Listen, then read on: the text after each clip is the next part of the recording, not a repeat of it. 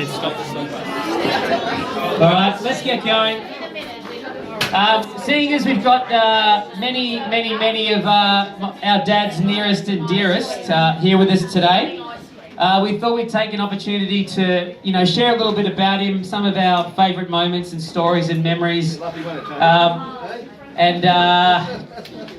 all right, Frank. Just focus on what's important. And sort of talk about, a bit about the man, the legend that is Frank Uwinger.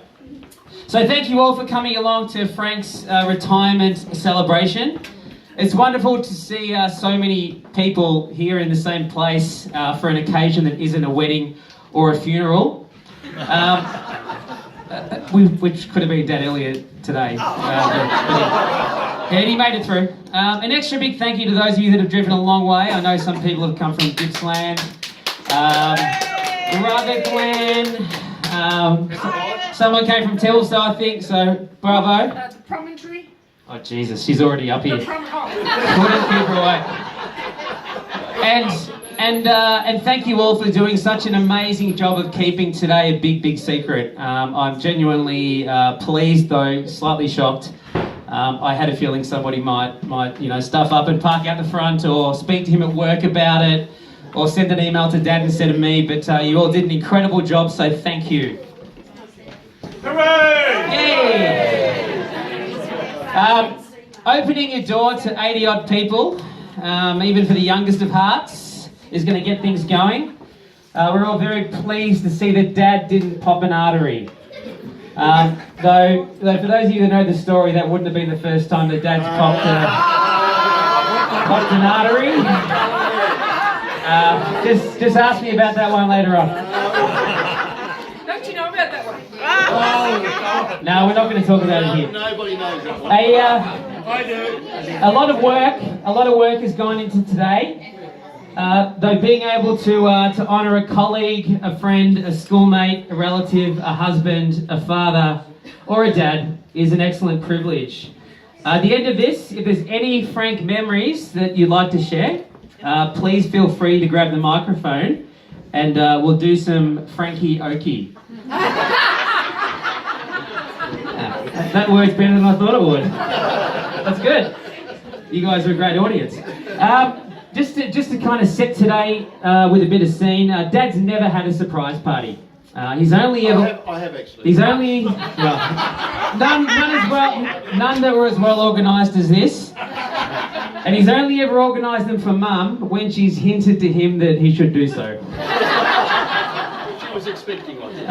We all know Janice, the spotlight does tend to follow her. So, almost 4.5 decades into your marriage, Dad, it's now your turn for some attention. Can I just say,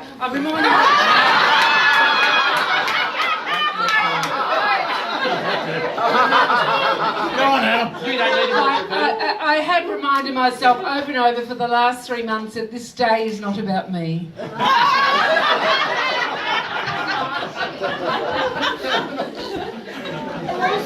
Outside of family and Mum's friends, most of the strong relationships that Dad has formed and held on to were created during his time studying and during the hours spent each week in the office. Career has meant a lot to Dad. He's a man that's always been defined by it. He's incredibly proud, though nobody is more humble. So without further ado, let's run through some of Dad's career history and share some stories. Yeah. Now let me know if some of the dates aren't correct. I believe they are, but let's You're go. retired, let them go. For those of you that don't know, Dad came to Australia by boat in 1953 from Yugoslavia. 55. Right. Are you ready? Have you got a text start? Start marking the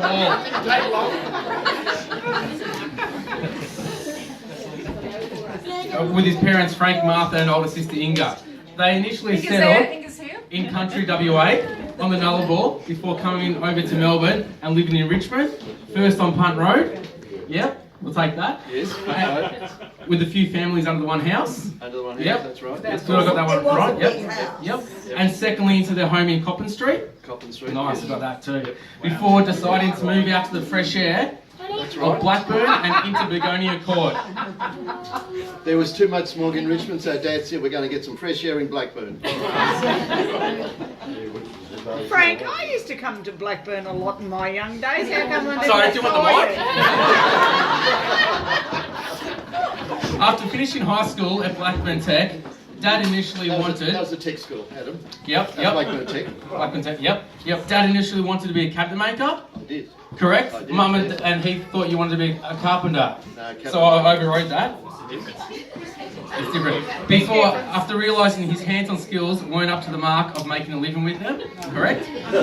Dad moved into an accounting degree at Swinburne University Hawthorn campus. Still a colleague. Oh, shut up. What? Who's editing this? Much to the satisfaction of his parents and Inga, he didn't follow in his dad's footsteps into the world of butchering. He's still close to his mates from uni, some of whom are here to celebrate with him today. And I can see Barry. Put your hand up. Thanks, Barry. If you went to uni with Dad. Awesome. Well done. After graduating, he started working at Hawker Siddeley, a British manufacturing group based out in Fairfield. Well, I was at GEC first, but that's okay. It was during his time here he met Mum and Jason, giving up on his Playboy days and late nights watching the footy, cricket and tennis. No. To finally settle down and live the life of a family man. Speaking of which, the first night he invited Mum back to his place, his only intention was to watch other people score during the 1977 Wimbledon men's final.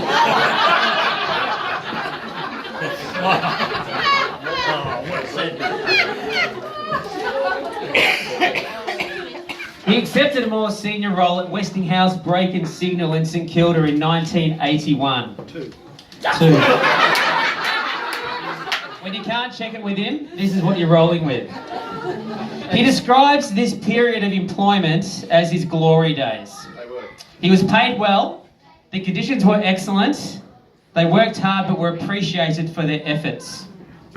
When Adam and I went into work with Dad during school holidays, he would give us free run of the stationery cupboard and the colour photocopier.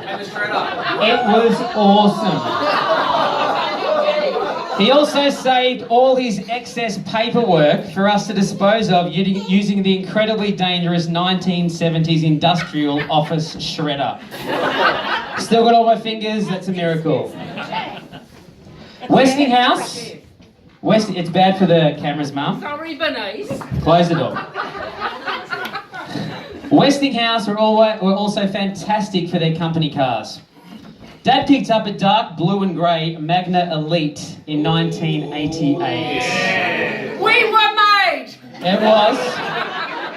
Better than the executive. It was a 1.8 litre four-cylinder. V6. Velour seats. It was a real head turner for the Asians in the neighbourhood.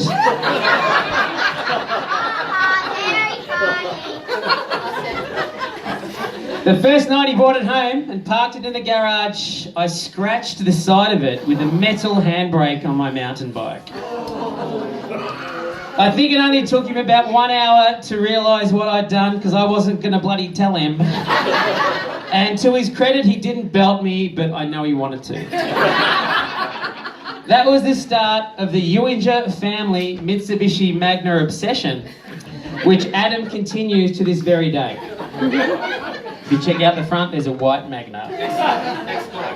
Dad took a redundancy package from Westinghouse in 1990 when the company was sold as he did not want to relocate. He wanted to stay in Templestowe with his family. Thank you, Dad. Next up was Valet, a security company based out in Noble Park that were always battling. He lasted there about 18 months before it was time for something new, and I can't remember a thing about you working there, so I've got nothing to add to that other than that. But then he went to Babyco. Put your hand up if you're from Babyco. Down here. Up the front. All right. Babyco with a psychopathic boss.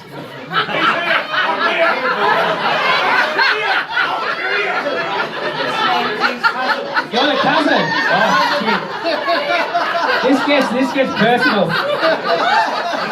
And awesome. I agree. Oh, wow. All right. You're normal. So they were based out in Mulgrave. The owner was British and was forever driving Dad mental with his illogical and strange decisions. When the SARS virus was breaking out in Asia, he made the staff in the warehouse spray cans of Glen 20 when they were opening boxes of imported baby strollers from China And in the office. to prevent the spread of the virus, which I'm pretty sure doesn't really work that way. But he wanted to do it. When I was in my radio Pulse FM days during uni, each year Dad would front up some sponsorship cash to run Babyco advertisements on the station, which of course Mum decided that she was going to do the voiceover for. Who else? It went something like this. Hey, listen up guys and girls. Do you want to give your baby the best? Do you want to take your baby out on a cool set of wheels? Well, say hello to Babyco. Now, promoting baby products on a radio station aimed at teenagers and people in their 20s was a little bit out of place, but that money actually kept the station running and we would have gone bust without it, so thank you, Dad.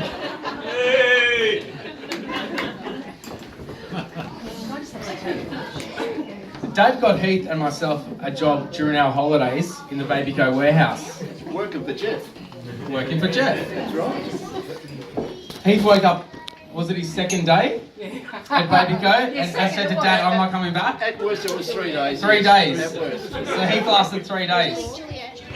Warehouse work, not for me. No, I know. Look at your fingers. Yeah, it's perfect. We were very fortunate to drive Dad's company car so often during the Babyco days. There was nothing more sexy driving outside a nightclub with your mates than in a white 1995 Magna. Mum more recently put an end to either of us three from driving Dad's latest company car when she happened to crash it. And Dad, to his words, told us, "You're all banned from driving my car." Sorry, guys. Dad's time at Babyco finished in 2009. 10. These guys thought it was 2007, No, 10. when the company entered into receivership and liquidation. Dad was one of the last few standing and made sure that everyone received their entitlements and outstanding leave payments. I hope he did anyway. He did an incredible job of winding the company up. No, I didn't. No. Yes, you did. With the auditors, in conjunction with the auditors, you kept going. This is my speech. You did. No, you did. He's very humble. He did. Yeah, you were there too. Along with these two, the cousins kept winding up too. He spent 5 years at Clear Solar based in Blackburn. 5 years? 5 months. 5 months. 5 months. He hated it. I was going under. He left me going under. Doesn't time fly? Alright, well let's just go with it. Sector researcher. The easiest commute of his professional career. In the early days, he described his time there as jumping from the frying pan into the fire. That's right. It wasn't long before Dad saw the writing on the wall of that he would soon close down into liquidation, He did later. and Dad moved into a new position.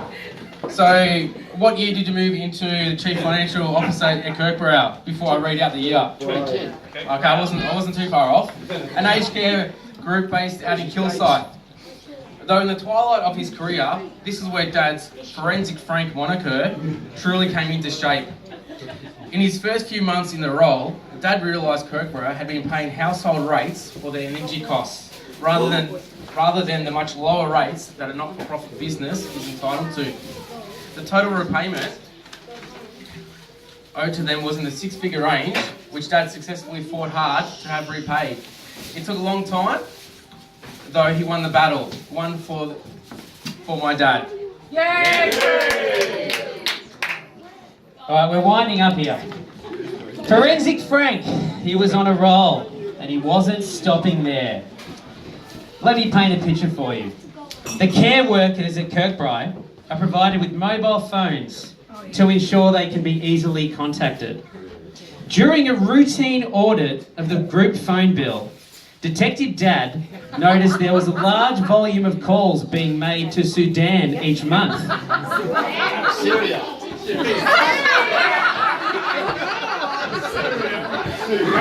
Syria, Sudan. You don't want to be there, do you? You wouldn't want to trust him. He looked through the names of those with Kirkbride mobiles, and one name clearly stood out. He brought her into his office, and after presenting her with the evidence... Is she here?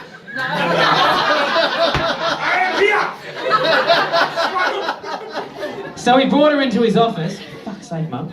And after presenting her with the evidence, proceeded to terminate her employment on the spot. Not only that, but he forced her to repay back the total cost of all the calls, running into the many hundreds. Go Frankie. Thousands! Oh, Frank. If this was an episode of This Is Your Life, we'd bring out the young woman now. And ask her exactly what she thought of Frank. But given her Syrianese background and the current climate in Melbourne, we've decided against it. We did invite her today. Those of you with German manufactured cars out the front, parked, may find they've been stolen. You'd probably be getting Ubers home. Adam has taken full advantage of Dad's work location and proximity to his home in Croydon. To this day, Frank still drops off chopped wood and mows Adam's lawns on his way to and from work. Adam can only hope that the list of chores that Dad does for him will increase given all the free time he's now going to have. I believe next on his list of dad jobs is some interior decorating, because Adam's got some feature walls that need painting. What about the extension? Alright. It's easy for people to say that they've got the best parents in the world, and Adam and I are no exception. Dad, you've been an incredible father, a wonderful friend, and a great bloke. With you, family always comes first. The selfless acts that you've undertaken over the years to create a better life for all of us continues to be truly overwhelming. You've given up so much, and as we edge closer to middle age, those acts becoming more and more noticeable. And we are so very grateful. Though you'll be a hard act to follow, we're incredibly lucky to have you to look up to and to aspire to be like and model our behaviours on. Now, we realise that Adam and I have left our run slightly late. But when we do get around to having our own children, your legacy has and will continue to have a huge influence on the decisions Adam and I make as we raise them. And we will not forget the 3 days a week you've offered to babysit them. Which will hopefully happen before you break a hip or become too old to pick them up.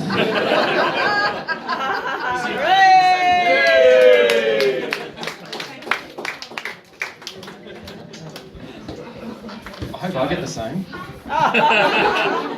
Depends on your performance, mate. Congratulations on your career, Dad. We're very thankful of the knowledge and dedication that you have passed on to us. Nobody deserves to enjoy the fruits of their retirement more than you. We're also very proud of your achievements and look forward to watching you and Mum blossom into the next phase of your lives. Travelling, becoming grandparents, brackets hopefully. Close Stop brackets. teasing us! Stop teasing us! Going on long walks together. Cooking together in the kitchen with Mum teaching you how to cook. Bliss! It sounds like we're going to have bliss! I'm sure Mum will not miss watching you get ready for work in your dressing gown anymore. She's still in bed. We all love you. Now, before I'll grab the beer, for a drink. Now, can I ask all of you to raise your glasses as we toast to this fine young man? Up you go, Frank. Here's to Frank Jr.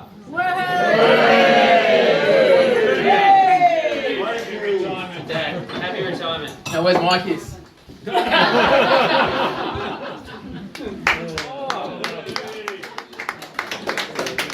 Give him a fake knife.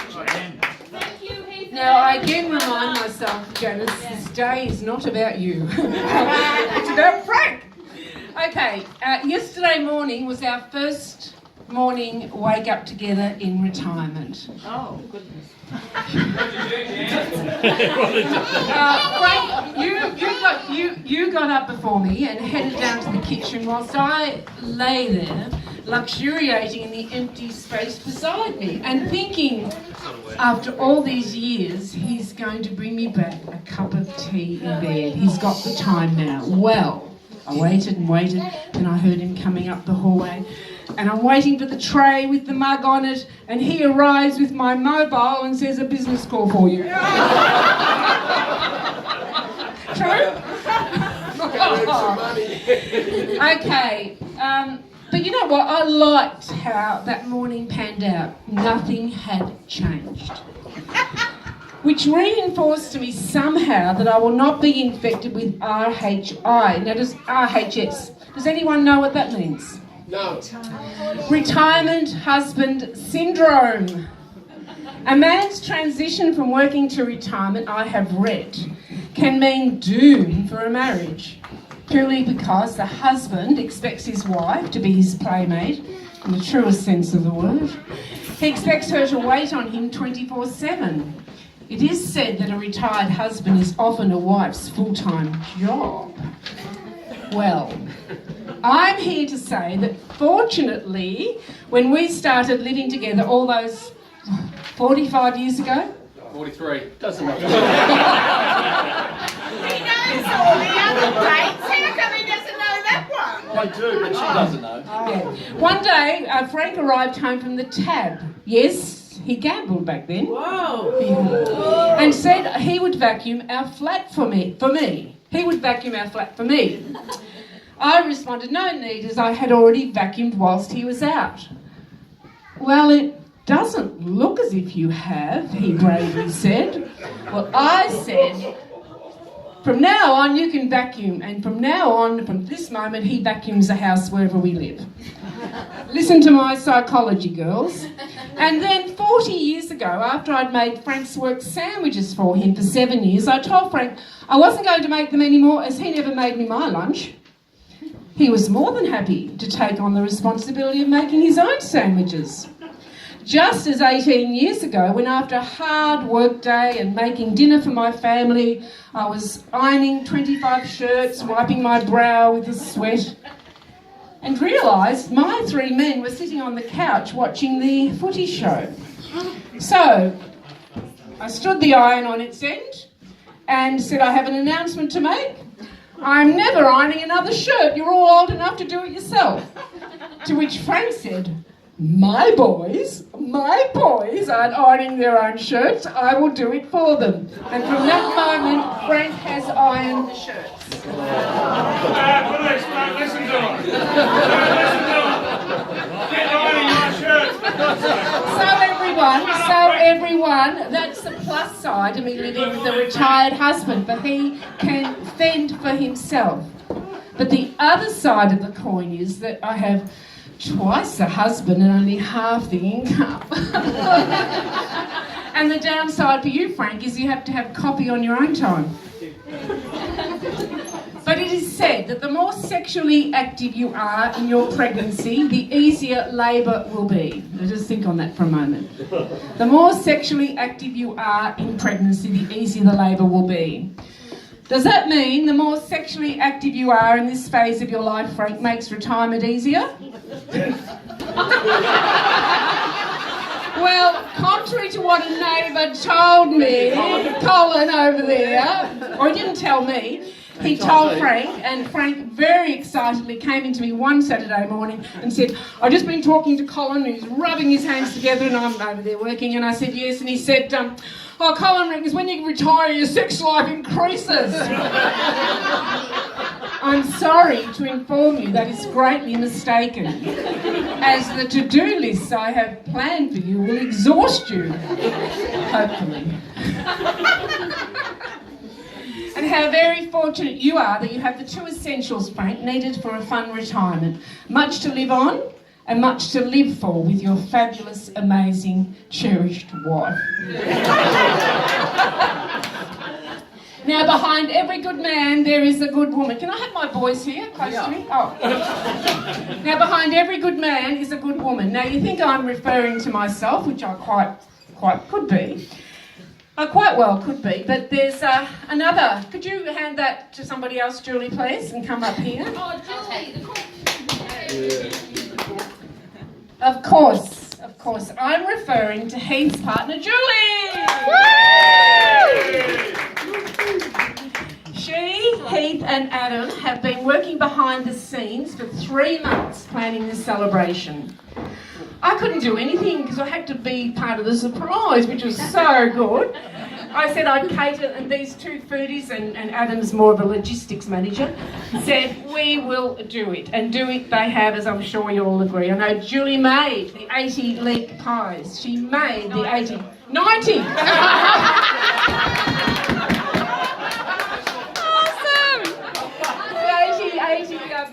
Oh, you can go through, Michael. You're not part of this.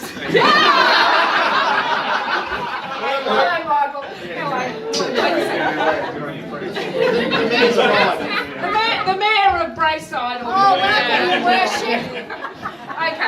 Okay. So, you, as I said to Julie, she could be a great project manager. She really is an amazing asset for me.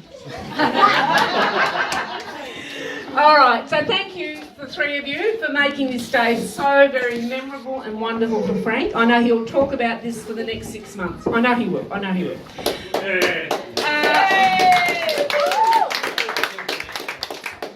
But thank you again for making this day memorable. It's not like the New Year's Eve party he had when he was a uni student. So let's go back in time. Come over here, I'll look after you. To 50 years ago, when excitedly Frank cleaned out his dad's garage and his lovely mum made a banquet for his guests for the New Year's Eve party Frank was hosting. The lights were on, the balloons were moving in the humid breeze as Buddy Holly and Neil Diamond blazed out from the stereo player. Well, the night wore on and on and on. Nobody turned up. Hang on, I haven't finished. You know, Barry? So, hang on. Yes, I know. So there, Frank sat on his own, illuminated in the neon garage light. I did have somebody with me. Hang on. Shut up. The year turned over and still Frank sat there, and lo and behold, though it was after the midnight hour, one of his Swinburne friends turned up. Ta-da! It was you, wasn't it? I was there before that. What are you talking That's right. On your Barry. I took literary license. Yes. Good work, Barry. So listen to me, when Frank relayed this story to me some years ago, but because I'd always said, let's have a party, let's have a party. So I don't want a party. I realised why he never wanted to have a party just for him. He really should have gone into therapy back then. He would have had a much more happier life. Well, today, Frank, look around you and drink in the love and respect that is surrounding you today. Yeah.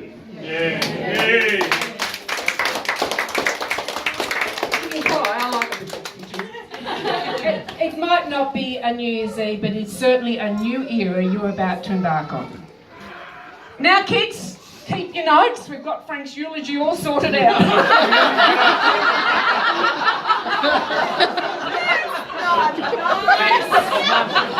We'll just play the video.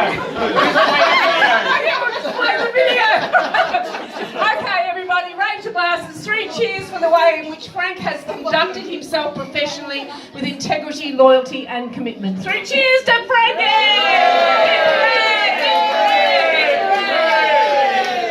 Okay, Francis, now welcome to 7-day weekends. Let's pretend we're on Married at First Sight. Again?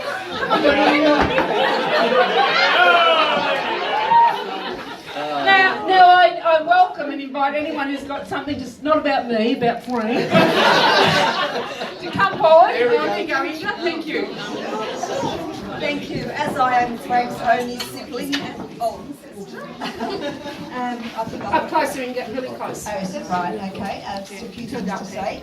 Now, that New Year's Eve party that was a bit of a disaster, probably due to the fact that we were very proud to say that Mum and Dad hosted New Year's Eve parties quite often, or around the court we lived, we'd have a different house, and we actually hosted Ronald Biggs and his family, who was a local friend of, you know, the great English train robber. Yeah, I know. We're just stunned. We're just standing here stunned. Yeah, that's right. And never thought he could live up to that, so that's probably why that was perhaps not quite as popular, but that was one of our claims to fame, wasn't it, Frank? But I just have to add, Dad was having New Year's Eve party. The clock struck 12, so my dad, who used to like duck shooting, got out his twin barrel shotgun, and he thought it was funny to let 2 rounds go into the air, which he did. It is funny. And about 3 minutes later, Ronald Biggs arrives with our neighbour. Just checking to see how. Yes. Well, I'm very fortunate to have been Frank's sister, and all the wonderful things you've heard about Frank as a dad. He has been a wonderful brother, and we got on really well. We hardly ever argued. We seemed to get on really well. I think we were very close in age, and whatever it was, we had lots of cousins and things, and we always did fantastic things with family, and we had a great family upbringing. And we still have. And we still have, yeah. We do live a bit far apart, and they're a bit hard, but it was really important to us having that family time together. But there are 2 things about Frank that I thought I might mention. First of all, his German is not as good as mine. He was only about 3-ish when we came here. And,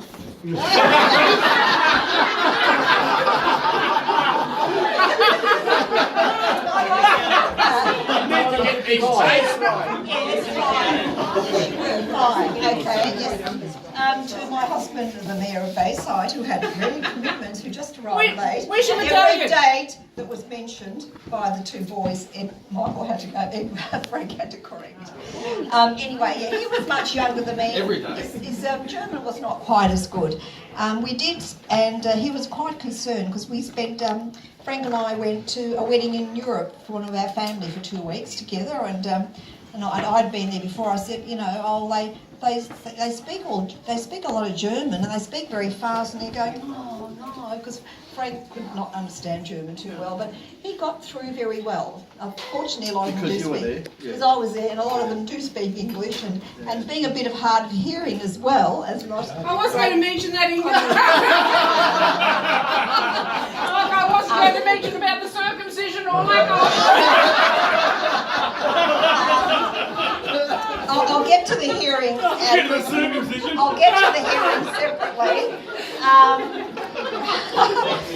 Another incident I can remember, Frank thought he could speak German, and we had some people around, and Frank said that he would bring their car out, drive their car out, and translating into German, he said, he told them in German, I will carry your car out to the So the word for bring or whatever was, he got it mixed up, and he was telling me to carry the car out.